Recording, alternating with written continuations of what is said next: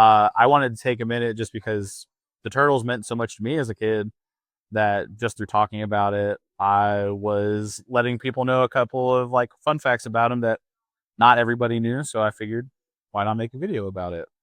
So most people don't know that the Turtles were actually given their weapons for specific reasons based off of whether it be their personality, the way they fight, or just the way they interacted with the group. So like for Michelangelo, for example, he was given nunchucks because he's so carefree and he just wants to joke around. He wants to eat pizza. He wants to play video games. He was given a weapon that had required so much focus that if he doesn't pay attention to what he's doing and he's not like actually using the weapon the way it's intended, he can end up hurting himself or hurting one of his brothers. So he was given the nunchucks to help teach him discipline and focus. But then you move over to everybody's favorite hothead, Raph, who was given size. So everybody knows that he's like, I'm going to punch first, I'm going to ask questions later. That's just who he is in the group dynamic of the Turtles. So with given size, weapons that typically had blunted edges rather than sharp edges were meant primarily for defense, whether it be to parry, disarm an opponent, or just look for the best strategy to not take a hit. He was given size to help teach him defense and how to think level-headed instead of just charging in and hitting the first thing in front of him. And then you move on to Donatello, right?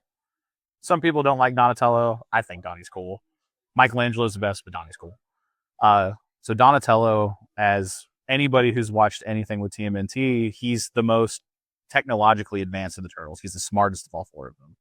He relies more so on his wit and trying to find a strategy out of the situation they're in, whether it be trying to find a way to escape or like finding the best battle tactic.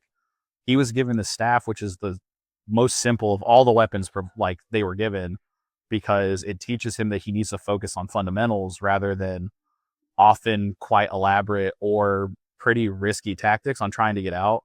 So it's not always about how advanced or how complicated the solution is. Sometimes you just need to focus on what's in front of you and the basics of what you know, which is why he's given the staff. And then you move on to the leader of the group, Leonardo, who's given dual katanas. So again, Leonardo is essentially the opposite of Raph. He's normally pretty calm. He wants to talk through problems rather than ever have to engage in violence unless it's absolutely warranted.